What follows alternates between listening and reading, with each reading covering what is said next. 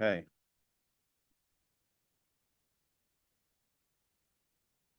So why did the soul come down to this earth? If ultimately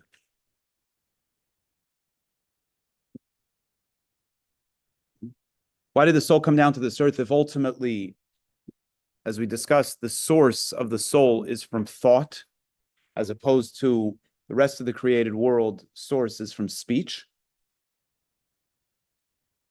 And as we discussed at length, the idea of speech being something that is separated from us, it's outside of us, even if it's connected to us, whereas thought is intimately connected with us. And if the soul originates in thought, then in the divine thought, then what is its value in coming down to this earth? How could it go higher, right? Every descent is for the sake of an ascent. And if that's the highest place, where's it going to that's higher than that? So in order to understand this, the Alter Rebbe deviates into a conversation about what draws us to God. And he said that there's an external dimension and an internal dimension. External is where our connection to God, our love for God, our relationship with God is born from an intellectual process. And that is that we look at the world, we look at creation, we look at the beautiful nature around us, we expand our thinking into the galaxies and the cosmos, we move into the spiritual realms, and we begin to realize that this world is magnificent, and all of this is created just from a shine of God's name. God is so powerful, etc., etc. And we come to a place of wanting to connect with this divine being who brought all this into being. It's called external because it's born from a cause. It has a cause. You might call it almost rational love. And then you have what's called ru'usa de liba. Ru'usa de liba means the yearning of the heart or pining of the heart. And the pining of the heart is not something we can birth. It's not something that we have the capacity to bring into being, but it's something that we receive as a gift from above. And we did say that you can set the stage for it. You can put the effort into plowing the field and seeding the field so that when it rains, it'll grow. Right? It's very different if you show up to Rosh Hashanah, Yom Kippur, where the only thing you did to prepare was buy your tickets, which we don't sell tickets at Chabad. So you just showed up. There was no preparation. You just showed up. Versus if you take the month of Elul, the month that precedes the high holidays, and you take time to reflect, to take stock, to study a little bit, to connect, and so on and so forth, then when you show up for Rosh Hashanah Yom Kippur, you're more likely to receive the energy of those days. But even then, there's no guarantee. In other words, ultimately, a gift, by definition, is not commensurate with the effort put in. If I put effort into something, and you are giving me something in return, it's almost a form of payment. Even if there's no transactional plan in this exchange, right? Sometimes you bring a cake to your neighbor when they're sick, and they bring you chicken soup when you're sick. So you're not going to say it's really they're not paying you back, but at the same time there is some kind of transactional event taking place. Versus a gift is not related to the effort that was put in. And the Talmud uses a term that a person doesn't give the other a gift unless they cause them a nachas ruach. They cause them a pleasing feeling, right? You buy a gift for your grandchild, or I buy a gift for my grandchild. What did my grandson do to earn this gift? He existed. Made me feel warm and fuzzy inside. And I'll go and spend $50, $100 and buy him a gift. He didn't earn it. It's not a transactional. You can't evaluate the input and the output. So in that way, the love that we are given that gives us this experience of pining for God is a gift from above. Now, in the first love is where life lives. Life exists in the first love. What do I mean that life lives there? It means that that's the realm of the struggler. That's the realm of the Beinoni. The Beinoni is the individual who struggles between the desires of the body and the calling of the soul. It's the tension that we live in, right? All good people live in that tension between wanting to live anywhere you like, between wanting to live higher and struggling with our own selfish interests, right? It doesn't have to be disgusting selfish interests. It's just the human condition. I wake up in the morning and I want to make sure I feel good and that I feel productive and that I got my needs met.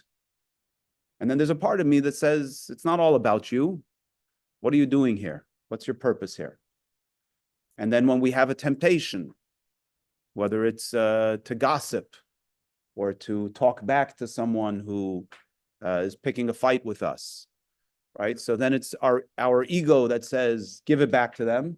And it's the higher part of us that says, have some humility. And that's the tension. Each of us knows our soul and our experience and where the tension is for us.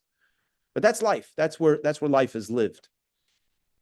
And the reason why the love, the external love that's born from an intellectual process, is the space of this Beinoni, of this ordinary person, because what empowers us to overcome the temptation to talk back? What overpowers us what empowers us to rise above our own selfish interests? It's a recognition that there's something more going on. Right? When we pause and we say, wait, God is present. There's a purpose that God put me on this earth. And this is the moment when I'm experiencing this tension, that I have the ability to rise above my self-interests. That's living. That's what the Beinoni is. That's where life happens. That's where true personal development, divine connection takes place. You can't call on the sudden inspiration from above to empower you through that journey. Let me say that again. You actually can. You can call on it, but there's no guarantee it's going to work, right? In 12 steps, in the 12 steps program, there's this notion of calling to God, of praying to God. I mean, it's a notion in every practice, right? But this idea when all else fails, is you surrender to God and ask for God to help you out of your situation. The feeling and in that practice of 12 steps, if you truly surrender, you will be assisted to navigate through that. However, it doesn't necessarily mean you're going to feel love in your heart in that experience, right? There's no guarantee that just because you're calling to God, you're going to suddenly feel love. This feeling of love that is a gift from above is very powerful, but you can't birth it. In the normal course of life, you have to work on love. You have to, and by the way, I think a good parallel to this is marriage, right? Or any meaningful relationship that's a love-based relationship. You're always going to have tensions to do what's in your own selfish interests or in your own self-interests. And then you think about the greater good. And we live in that tension. And rationally, we will lean towards doing the better thing for the relationship if we are working on our humility the rest of the time, right? If you're not working on yourself and you just show up and you suddenly are in a fight, you're bumping up against each other, it's going to be very hard to move into a place of humility. But if you're constantly working on the relationship when things are good, then when you bump up against something, it's going to be easier to navigate. What does it mean you're working on the relationship when things are good? You're working on cultivating the relationship. You're working on the love. You're working on the connection, which is what love is connection. So that's the space of the Beinoni. The inner love, this love that is supra rational, is a gift, and that's something that, as we said, everything in the holy has its counter in the negative, but this stems from a place in the soul. This higher love stems from a place in the soul that's beyond counter, and that's what we call the yechida of the soul. We had that little diagram here on page 22, right? We had a diagram with Yechida being the highest level of the soul. And the highest level of the soul is the part of the soul that does not enter into the body. And that part of the soul has no counter. It's singular. It's singular amongst the meaning of its singularity is that it doesn't have a negative counter. So in the struggle, you have a negative counter, right? You have the drive for good and you have a drive for bad. You have a drive for selflessness, that's the soul, and you have a drive for selfishness, that's the animal soul. We live in that tension. But when that love comes down, that gift comes from above, since it has no counter, nothing gets in the way of it. But since you can't birth it, you can't rely on it to live your life. It's a gift that you receive in moments that you need to receive it. And last thing we mentioned is the notion of being a stiff-necked people. The stiff-necked people is generally thought of as a negative, but here it's framed in the positive. A stiff-necked people means that when that love is manifest, you can't move us to a negative space. It's so powerful that whatever the moment calls for, we'll deliver on. In general, this is a reference to what we would call mesirat nefesh, which means self-sacrifice. Right? When there's a moment that's called for, I think I mentioned this last week, standing at the border of Gaza and seeing these soldiers, in the 110-degree heat, covered from head to toe with uniforms and armored vests and so on, going into Gaza. That's self-sacrifice. You can't rationalize that. That's an unbelievable dedication. That's a gift from above. And when we say gift from above, it doesn't mean, God forbid, to take away from the human there, but it's awesome. Literally, it's awesome. It's awesome to behold that. That's why we're so influenced by real heroes. So being a stiff-necked people means that when push comes to shove, you can't move us. Our love for God, our commitment to God, and our commitment to Torah is going to dominate. That's going to carry us all the way through.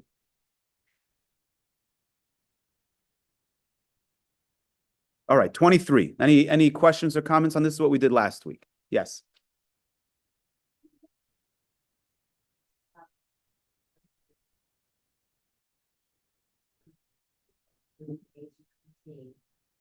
And the really wonderful things they had done, like 60 people, they were just born that way. They just want to give so much, and they don't know where it came from. And I'm wondering, is that the gift from God that's their purpose? And it's unbelievable how some of them just. Yeah. So I think that we have to value good parenting and good education as well, right? So we do have that kind of positive influence on the youth as educators, as parents, and if we see a child as the Torah calls them, a tree, right? If you nurture a tree, it's going to do what it's supposed to do. This notion that we have to be selfish and that we can't be dedicated to a higher life is a function of an unhealthy universe. Not the true reality is that we're good people and that we want to do good. And just somewhere along the way, we move into a protective state that we're protecting ourselves, and oftentimes that becomes a selfish endeavor, even if it's necessary at the beginning. So the note is, let me answer your question maybe from a different angle. The nature of the animal soul is always to do what's in its self-interest. It never loses that. So our bodies are always going to be interested in doing what's in its interest. Now, we can harness the body and educate the body to understand that what's in its self-interest is to do something selfless. But the selflessness is not coming from the body. It's just a different form of selfishness, right? When you take the ox and you put a yoke on it and you give the ox a whack on the back, it's in its interest to plow the field. Even though it'd rather just sit and be lazy and eat, it understands it's in its interest to plow the field because otherwise it's going to get a kick in the back. And that if it wants the food at the end of the day, it's going to have to do the work. So is the ox suddenly become selfless and dedicated to the farmer? No, it's still an ox. It's still self-interested, but it's doing what it's being primed to do. So the question is, where does the selflessness come from? That comes from the soul, because the soul is the exact opposite. The soul has not a selfish interest in its being. It's a complete divine being, absolutely dedicated to being selfless, to doing for God. It doesn't want to have any self-identity. Its whole identity, it wants that its whole identity should be, by definition, not. It doesn't want to exist. The soul entering into any kind of self-consciousness is counter to its very inherent essence. So you take this being that's absolutely selfless and you stick it in a body that's absolutely self-interested, and that's where the tension is born. So what has to happen is we have to train the body. First, it's as Maimonides says, first it's in your interest. You get paid, you get the candy when you do the right thing. Number two, you don't get punished when you don't do the wrong thing. Okay, that's for the child. But then we graduate from there. At 40 years old, you don't want to still, be waiting for the prize. That's why you're kind. You want to be kind because you value being kind. You want to live moral and upstanding because that's the right way to live, not because you're going to get punished if you don't. So we can train the body. So you see young people who do the right thing in the world, they're well trained. And it doesn't take away from the fact that their selflessness comes from their soul, but it also means that whatever it was, however it was, they're fortunate to be able to have been taught, or they've learned, or whatever it is, to learn how to really harness the body, that the body should want to live for a higher purpose. That's the journey. That's the Beinoni. That's the ordinary person and the journey of life. All right, 23. When the great love that comes from God becomes aroused in a person's heart, in such a moment, it's very easy to be victorious, to harness the good over the bad, the selflessness over the selfishness. Because in such a moment, there's no place for unholiness. I'll tell you a story that happened yesterday. I don't think it's a direct depiction of this, but I think it's a reflection of the concept. And I also think it's somewhat born from the post-October 7 reality, but that's just setting. My wife and I took a walk yesterday, and people always, when people in Israel asked us, and people in the community, are you experiencing anti-Semitism? Right? You see the news and you would imagine there's something going on every day. And I said, tell you the truth, since October 7th, I've experienced no anti-Semitism, not one instance, not at this facility, not via email, not via mail, nothing. I'm not in denial that it's going on out there. I just haven't experienced it. So we were walking down Highland yesterday, and there's a car stopped at the light, and the driver looks at us and he sticks up his middle finger at us. So my tendency, not that I'm a pretty courageous person, but my tendency would have been, what an idiot, just going to move on. But in a post-October 7th war, I was, no, I'm going to stand up for myself. And I walked back to the car and I looked at him, and he rolled down his window and I said, did you just stick your middle finger up at me? And he looks at me and he says, what? I said, did I just see you stick your middle finger up at me? And he says, no. And Dina says to him, no, I saw you stick your middle finger up. So why did you do that? So he says, why would I do that? I grew up with Jews. And then the light turned green and he moved on.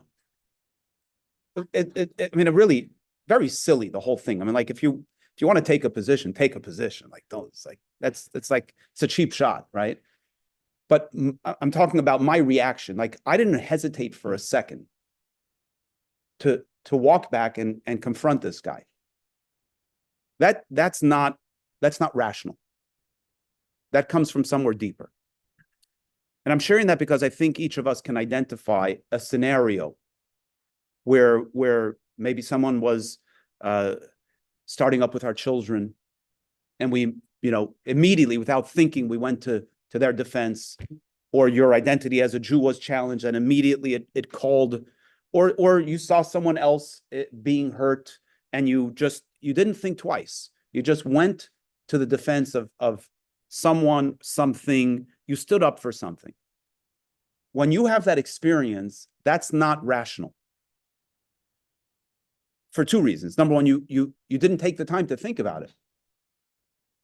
And oftentimes, if you take the time to think about it, you're going to end saying, hey, it's not my fight.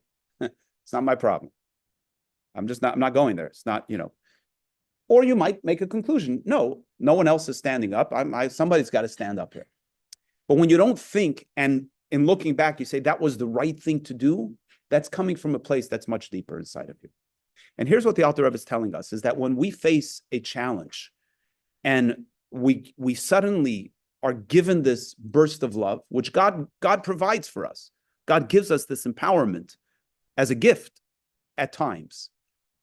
Nothing can get in the way of that. We're going to do the right thing because there's no counter force. There's only a counter force in the space of rational thinking. In the love that's born from a rational process, there's a counter, right? Because the brain is finite. And you can think this way, you can think that way. And in that space, there's real tension between the animal soul and the godly soul. Because the godly soul is not living in an essential manifestation in that moment. The godly soul is living through the brain in that moment. And that's, by the way, where most of life is lived, is in here, right? The struggles, the decisions, the happiness is all living in here. So there's always a counter. Right? What's anxiety about? Anxiety is all about the story we tell ourselves about a particular circumstance. And then there's the other part of us that says, okay, that maybe was an old story. I have to have a different story. But our old story is somewhat on a loop, and we have a hard time breaking out of it. But that's the playing field. That's the battlefield, right? We're struggling. How am I going to think? And am I going to let this thinking affect my feelings? I'm going to let that thinking affect my feelings. Or I'm going to let this thinking affect what I say, or that thinking affect what I say. Or I'm going to let this thinking affect what I'm going to do, or let that thinking affect what I'm going to do. It's a playing field. But when you get this burst from above, there's no counter to that. There's no rational counter to that. That's what it means to be a stiff-necked people. That when we're called upon, there's nothing can get in the way of that.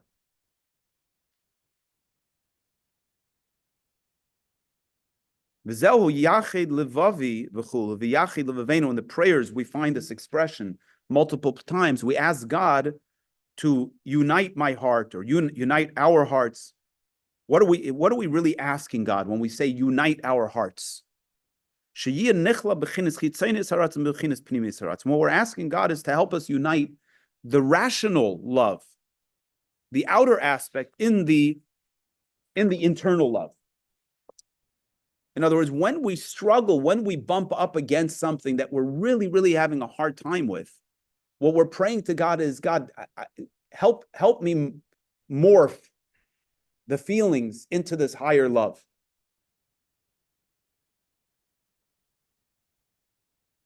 It's kind of like a child, right, who's struggling and turns to a parent for help. They want the boost that's going to help them navigate what it is they're navigating. And sometimes the parent says, you're going to have to figure this out on your own, because you got to grow up, you got to mature, you got to navigate these things yourself. But sometimes even a healthy parent has to step up and help the child, because you are the godlike figure in their lives, and they can't do it on their own. So that's what we're asking God. We're saying, God, I'm struggling with this. I don't know how to navigate this. I'm not sure I'm going to be able to pull through. Unite my heart with a higher love. Give me that gift so I can navigate this. I can pull through. Okay, questions on this before we go further, because we're now going to go back to the beginning of the discourse and a question that he asked there. So let's make sure we're on the same page. Go ahead. So about a situation. Oh, wow. You're quoting me now. Let me explain what that means, right? When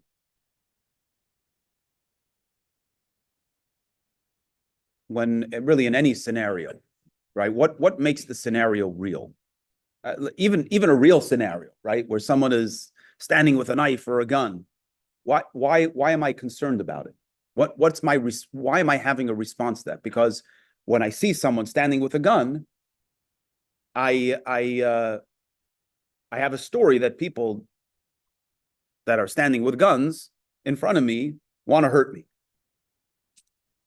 But when I'm on the streets of Jerusalem and I see these teenagers walking around with submachine guns, I'm not afraid, right? Because my story is that IDF soldiers walking in the streets of Jerusalem are not out to get me, they're out to protect me, right? So when somebody says something to you that offends your sensitivities, why are you offended? Why is the next person not offended?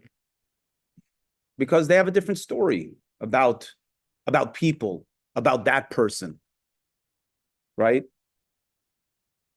I'm sure this is not in your situation, but if your husband says something to you, or one's husband says something to their wife, it might trigger the wife.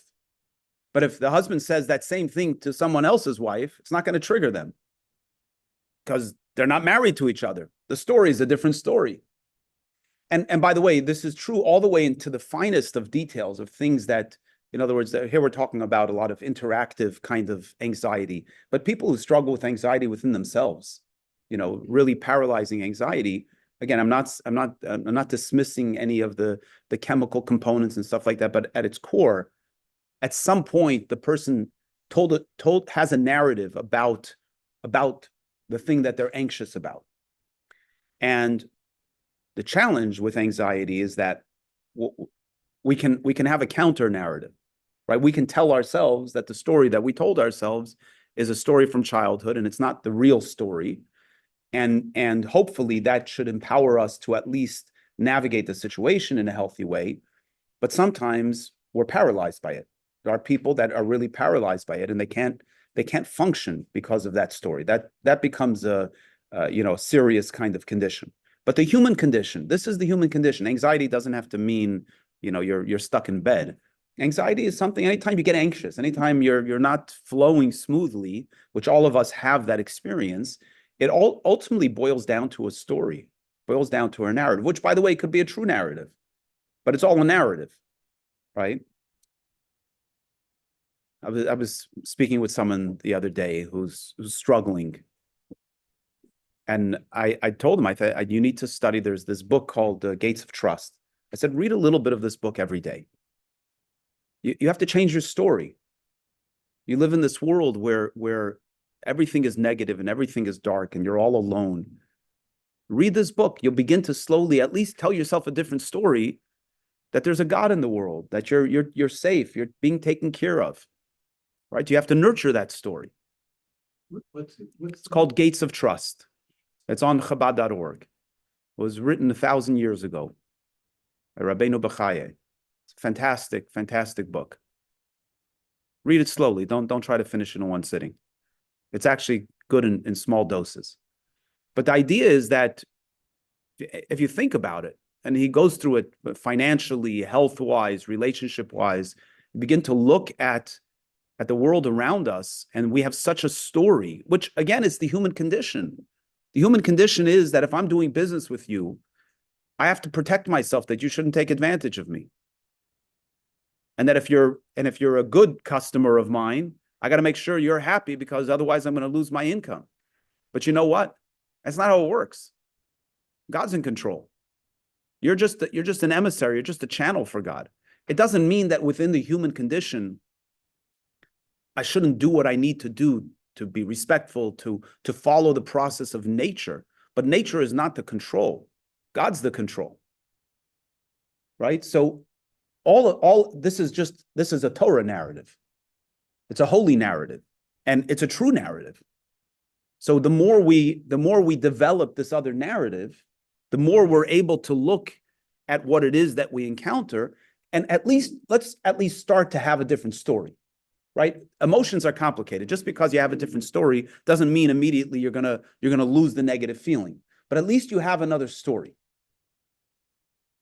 Once you have the other story, then you can, to use a Southern term, you can pray on it, right? Then you can work on internalizing it. And that's our journey in life, is to work on internalizing it and letting the other narrative be what guides our thinking, our speaking, and our doing, and maybe eventually some of that trickling into our feeling as well. Other questions or comments?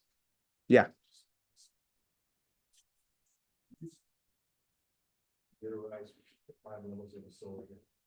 Sure. So you can actually follow along in the text on bottom of 22. So the lowest is called nefesh. Nefesh is where the soul expresses itself in thought, speech, and action. Right. That's the most frontal facing dimension of expression of the soul. Ruach is connected to the emotions. Neshama is connected to intellect. And those are the three dimensions that live in the body. Then you have Chaya and Yechida. Chaya, he calls here a subconscious awareness of the divine. Right? At all times, there's a subconscious awareness. And then Yechida is the essential connection point to God. The Chaya, the difference between Chaya and Yechida in terms of their expression is that Chaya is something that a secular Jew who reads on the news that Iran has shot 300 missiles at Israel, their soul wakes up and says, "Oh my gosh, what's going to be with my brothers and sisters in Israel?" That's Chaya, because it's not. You got nothing to do with Judaism. Why are you suddenly awakened? Like, why does that bother you? There's a part of you that's connected, right? That's the part of us that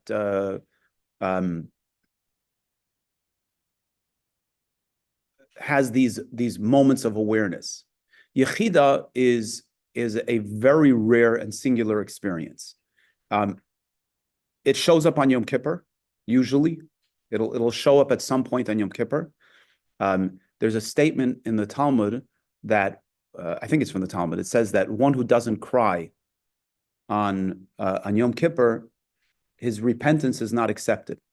His atonement is not accepted. What that means is that if you're in the moment, you're going to have a spontaneous cry. It's just the nature of it. And that is an expression of that level of the soul. There's no way for that dimension of the soul to express itself in any other way. The body can't contain that experience, so it shows up as crying, which is what tears are. It's when your body can't hold in what's in there, it comes out as tears. So that is to say that the experience of crying is an expression of the soul. It doesn't mean that if you don't cry, you wasted your Yom Kippur. But That's an expression of that dimension of the soul. So it's the dimension of the soul that manifests itself when when we're given a choice. Embrace your Judaism or deny your Judaism. That's when that dimension of the soul shows up. Okay, so at the beginning of the discourse, he quoted a verse that says, "Barasav yatzartiv afasisiv." I have created it. I have formed it. I have also made it. And at the time, he expressed thought, speech, and action. That these three levels, creation, formation, and action, correspond to thought, speech, and action, which, as we said, are the garments of the soul, right? That is how the soul expresses itself in the body, is through thought, speech, and action. But the I also made it, the also adds something. So what is it adding? So now he's going to answer that on page 24. The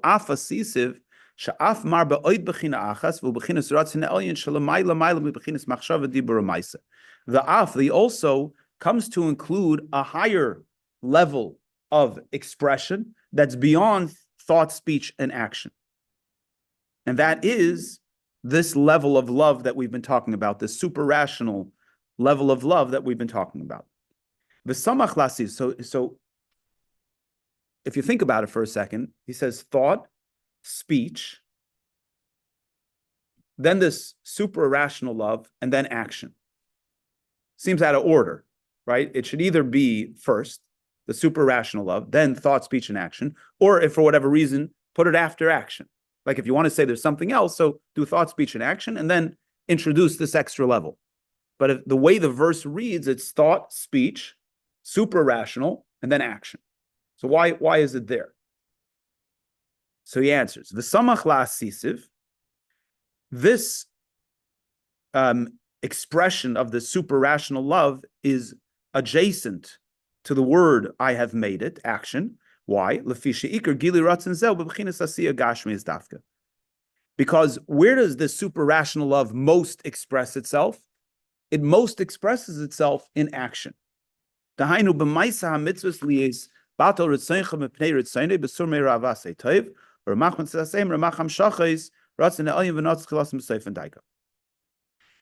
both positive action, doing the right thing, and the negative action, not doing the wrong thing. In other words, let's think about this. In our thoughts, it's difficult, right? Sometimes you want to think the space of, when it comes to the fulfillment of the divine commandments.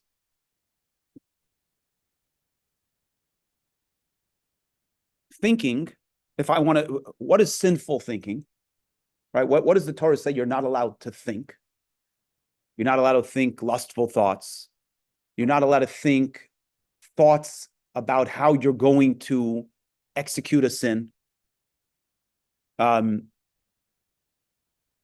What other kind of sinful thoughts can a person have?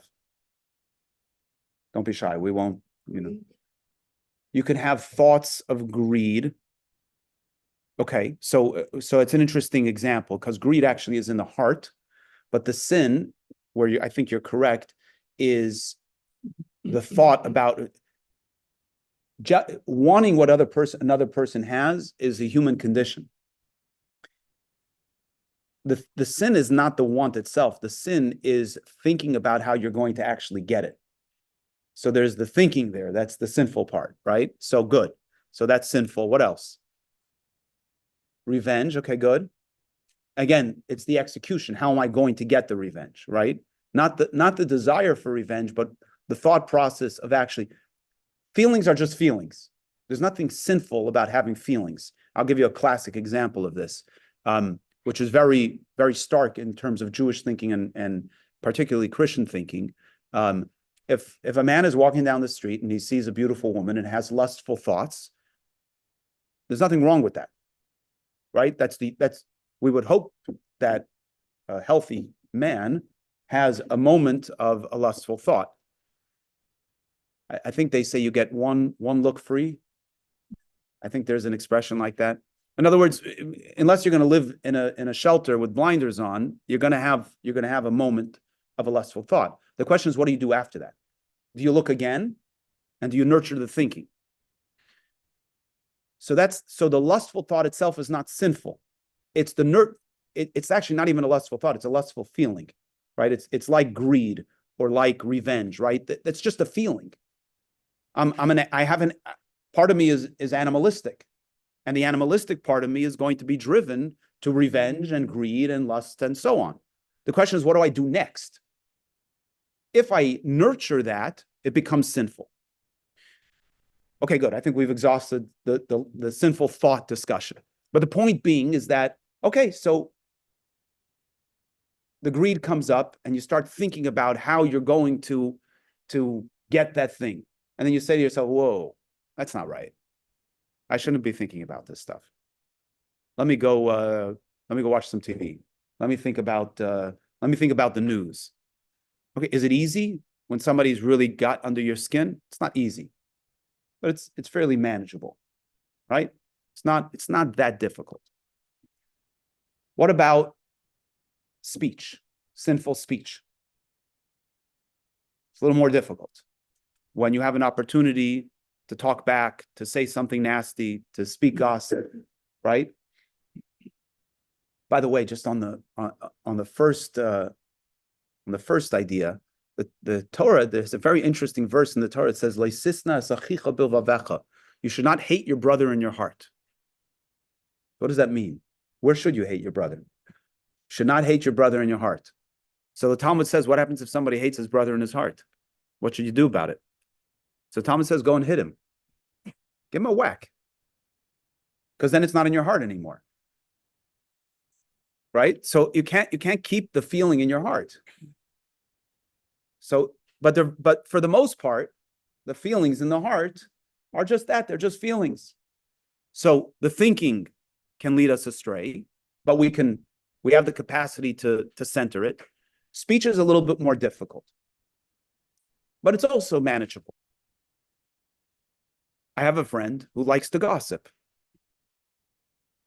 and we talk a lot. And there's a term I don't know if it's in the secular world, but in the observant world, it's called the hak. The hak means like, what's the latest gossip? So he'll say to me sometimes, he says, you want some hak? And usually when it's presented so starkly, I actually have the ability to say, no, I don't want to know it. Like, you're asking me, you're putting it in front of me. Do you want to be a gossiper? If you just start telling me, okay, whatever, by the time I realize that you're gossiping, I'm like, we're in it already. But you're going to ask me if I want to gossip. No, I don't want to see myself that way. No, I don't want to hear the hak, right? So what I'm saying is sometimes people can really get under your skin, and it's more difficult to control your mouth. But the capacity is there. But when it comes to temptation, in a sense, it's even easier to control your mouth from sharing gossip than not eating that extra piece of cake. Action is very difficult to hold back, especially when there's real temptation, when there's a real drive to engage in some selfish endeavor. And maybe I'm making it too stark. Maybe it's actually really subtle. The self-interest, to put the interest of God before our own interest, to put the interest of the greater good of the other before ourselves, is very difficult, even when we're conscious of it. So where do we need to call on when we're struggling, when we're in the struggle, and we want to do the right thing, but we also want to do what's in our own self-interest? That real challenge is it does live in thought and speech, but it's most manifest in action. And that's why the order of the verse is thought, speech, super rational, and then action. Because where we need this real boost of the super rational, where you think about it, right? Think about if you're praying and you're asking God to morph your rational love into this higher love. What's the scenario? Let's take a moment. We don't have to speak it out loud, but think for yourself. If right now we take a moment, we can even do it. take a moment and offer your own, doesn't even have to be verbal. Think about it in your head and think about it in your heart. Something going on in your life right now that you're calling on God to empower you to help you navigate this in a selfless way. Think about it for a second.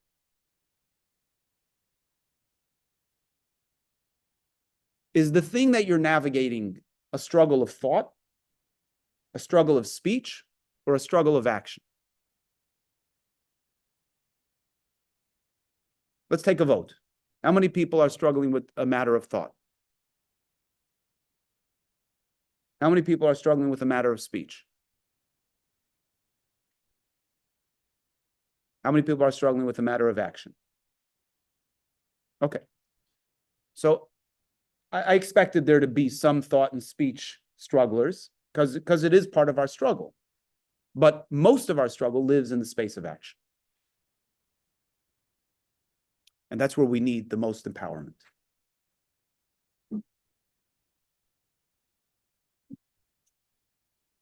Yeah. We say positive, right? Negative, not simple, but what happens when you counter not doing the right thing? Yeah, that's a great question. It's a great question. And first of all, I think that struggle, for the most part, lives in not doing the wrong thing, right? Temptation, you don't usually use the word temptation, which reflects the real struggle, right? You don't usually use the word temptation. I have a temptation to not do the right thing, right? What we need to do the right thing is motivation. It's usually when there's an opportunity to do the wrong thing that we struggle. There's actually, interesting enough, there's a sometimes in the Talmud there's a debate, many debates in the Talmud, but amongst the debates are, what do you do in a certain scenario? What do you do in a scenario where you have a positive commandment and a negative commandment? In other words, if you do what you need, what you do, you're going to transgress, and you may also fulfill a positive commandment, right? So there are certain scenarios like that. And the Talmud has, there are rules, there's a structure around it. But there's a term that the Talmud uses, which is shev va'al tasa adif. Sitting and not doing is better. In other words, there are circumstances where you're going to take an action, you may do something positive, but you're also doing something negative. In such a scenario, sitting and not doing is better. Abstaining, right? That is to say that the notion, the struggle lives in the doing of the wrong thing, not so much in the struggle of doing the right thing. Usually, where this higher dimension will show up in the right thing is in really very profound holy moments. Not a struggle with doing the right thing, just an experience of doing the right thing, where you wake up one morning and you feel energized and positive. There's a very interesting Mishnah in Ethics of Our Fathers. It says that a heavenly voice calls out every day from Mount Chorev, which is another name for Mount Sinai, and says, "Woe to those that have forsake the Torah." So the Baal Shem Tov asks a question, the founder of the Hasidic movement. He asks a question. He says that we know that God doesn't do miracles in vain. So if God's doing a miracle, there's a purpose. And if we take the Mishnah at its literal, the Mishnah is saying that every single day, this heavenly voice calls out for the last 3,500 years and says, "Woe are to those that have forsaken the Torah." So he says, what's that all about? Nobody's ever heard it. So why does this heavenly voice get manifest every day? So the Baal Shem Tov says like this, that sometimes a person is going about their business. Life's good. Relationships are good. Work is good. Health is good. And suddenly, in the middle of nowhere, you suddenly get this moment where you say, I got to start doing some more good. Got to go to services more often. I got to go to Torah study more often. I need to do some more acts of kindness. Where's that coming from? When things are negative, when somebody's struggling, so you can almost relegate, there's a part of you that's countering the negative that's showing up. But when things are positive, So where's the struggle? Why suddenly this sudden inspiration? So that's the heavenly voice calling out, in the higher dimension of your soul is hearing that. And for whatever reason, today is the moment that you get that gift that says, hey, time to up your game. So that's where it gets manifest. Example came to mind about an action that seemingly be positive, but in reality negative, and that's when Shabbos candles are supposed to be lit before dark. Sometimes I get home after dark and I'm thinking, here are these candles ready to be lit. Should I do it or not? And Beautiful. always stop. Beautiful. Good. It's a great example. Great example. So there's something positive to be done, but ultimately it comes at the expense of a negative. So the Talmud says it's better not to do anything. Yeah. Good. Good. Other questions, comments? Moving along. Bottom of 25. This is what we say in the Kriya Shema, in the recitation of the Shema, the holiest of the Jewish prayers. We say in the second paragraph, these words which I command you today. And then in the next paragraph, we say, and it will be if you listen to my commandments. And all of this happens, the instruction of, and it will be if you listen to my commandments, comes after the instruction that you say, you shall love Hashem, your God, with all your hearts. What does it mean, all your hearts? You won't find that translation in the prayer book. It doesn't say with all your hearts. It says with all your heart. But the actual word, if it was all your heart, it would say b'chol libcha. That's the proper grammar. It says b'chol levavecha means all your hearts. So what are the hearts, plural, that we're talking about here? It's the two hearts that we've been talking about.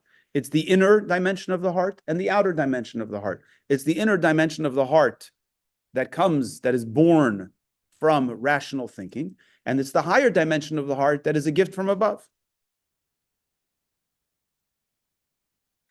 And that is that we're saying that the Torah is telling us that we should observe God's commandments both through our effort and calling on the higher dimension when we need it to. We should navigate the struggle, and when we feel we are not going to be successful at the struggle, to lean in to the higher dimension and ask God to give us that power. So this goes back to the idea of plowing the field and planting the field, as we mentioned earlier, that it's not possible to arrive at this inner level, this gift from above, until we first have arrived and reached and comprehended the outer level of the heart that is born from our own efforts of contemplation. Because you have to go, journeys always begin from the bottom and we work our way up.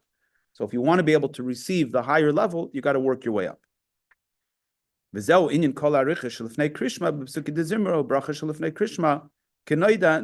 the whole lengthy preparation of prayer that we have leading up to the Shema, and I'll briefly just touch the point on it because we've mentioned it many times. But the structure of prayer begins with the morning blessings, where we thank God for all of the physical needs that we have received: our shoes, our belt, our clothing, our hat, our ability to stand straight, our ability to walk. Speaking of standing straight, the ability to walk, and so on and so forth. All of these physical gifts, just the physical body, our ability to go to the bathroom. These are all the first things we do. Then we look around the world and we say, "Look at God! You feed the lioness and the young sheep, and you take care of the trees and the oceans and all the things that live in the oceans." And then we talk about the skies and the galaxies, and we're recognizing God's presence all along the way. In other words, this is all rational thinking that's causing us to feel impassioned and in love with God. Then we enter into the spiritual cosmos. We talk about the angels. And after we've done all of that, then we proclaim, "Hear, O Israel, the Lord our God, the Lord is one." And that you should love Hashem, your God, as a result of that. Meaning, because I recognize that God is the creator of everything, and God is present in everything, and God gives me life, and God gave me life today. So therefore, I am now empowered to navigate the struggle.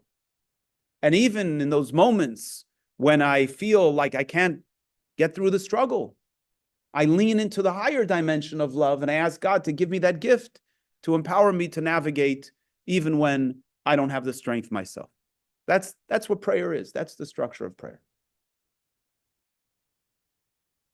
Yes. Well, but you're talking about the, upon awakening. Moda Ani. That's the first prayer. We say that while we're still in bed. We thank God for restoring our soul. In other words, the very core of life. But then, after you go to the bathroom, then there's a series of blessings, beginning with the blessing for the bathroom, the Asher Yatzar. We thank God for creating the orifices within our body that let things in and let things out. We don't take that for granted. And then we begin and then we thank God again for our soul. And then we have a series of blessings. The first blessing is we thank God for giving the rooster the ability to tell the difference between day and night. In other words, that there is a distinction between day and night. Then we thank God for giving energy, giving energy, giving us power, giving the tired strength. We thank God. We literally thank God for our belt. We thank God for our shoes. We thank God for our clothing. We thank God for making us straight, that we can stand, and we're not like an animal where the head and their behind is on the same level, but we have an intellectual ability to function in this world, and so on and so forth. So, and then we thank God for the Torah. And then we begin the morning prayers. But this is the series. It's very, very real. We take the time to think about the gifts that we have, to offer real gratitude. We begin to realize that we shouldn't take anything for granted, right? You don't have to be in the hospital to be able to have to appreciate that you have a functioning body. You just have to pause in the morning, and before you make your coffee, just say, thank you, God. I realize that this is a gift. Good? Let's do a few more lines.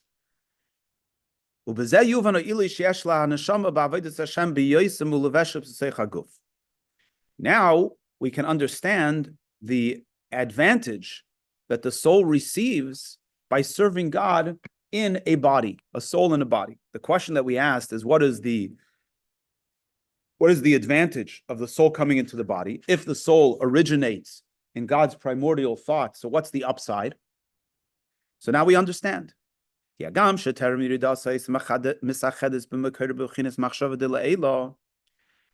Notwithstanding that before the soul came down into the body, it was unified with its source in God's primordial lofty thought.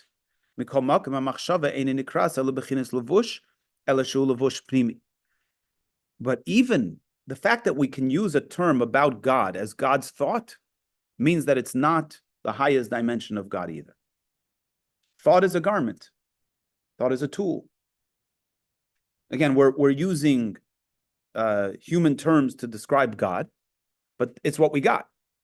And if we're saying that we originate in God's thought, granted, we're totally unified there with God, but it's still a garment of God. An inner garment, but a garment nonetheless. But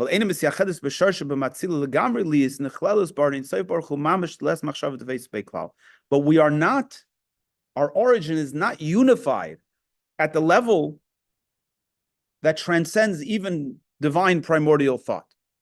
It says regarding God, les machshava tveisa beklal. No thought can grasp God at all. That place of God that no thought can grasp at all is the place that's higher than our soul's origin. Now, I know we're just using words here because none of us really understand what I'm talking about, as much as I don't understand what I'm talking about. We're talking about levels. We're using human terms to talk about something that's beyond comprehension. But that's all we have. So we understand that there's an I that transcends even my thought. So granted, thought is far more unified with the I than is speech.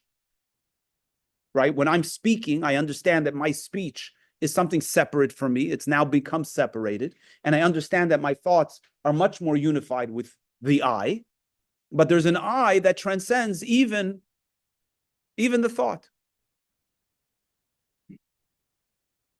So if we use that mirror, because that's what we're taught to do, right? We are a microcosm. We are the olam katan. We are a small world that manifests the divine reality. So whatever that parallel means in the divine, there is divine thought, which is the origin of the soul, and there's higher than divine thought, which is God's essence, a place that no thought grasps at all. That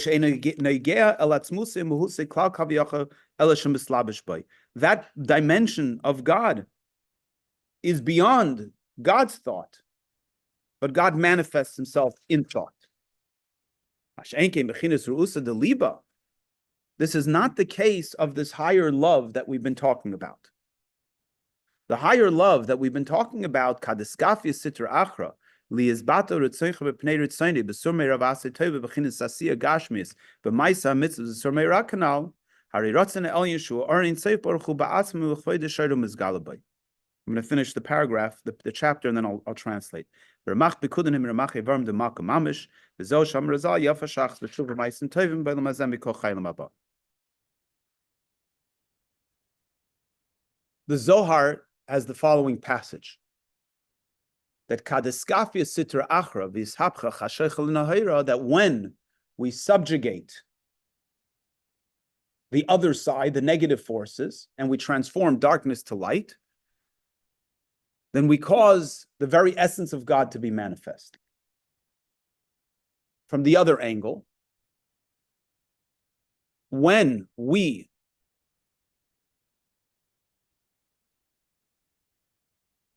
internally face challenge, we face the temptation of the other side, and we both subjugate, meaning we don't give in to the temptation, and even higher, we transform the negative. At that moment, the soul is connected to the dimension of God that transcends even God's thought. The soul in that moment is connected to God's essence. The soul can't do that before it comes down to this earth.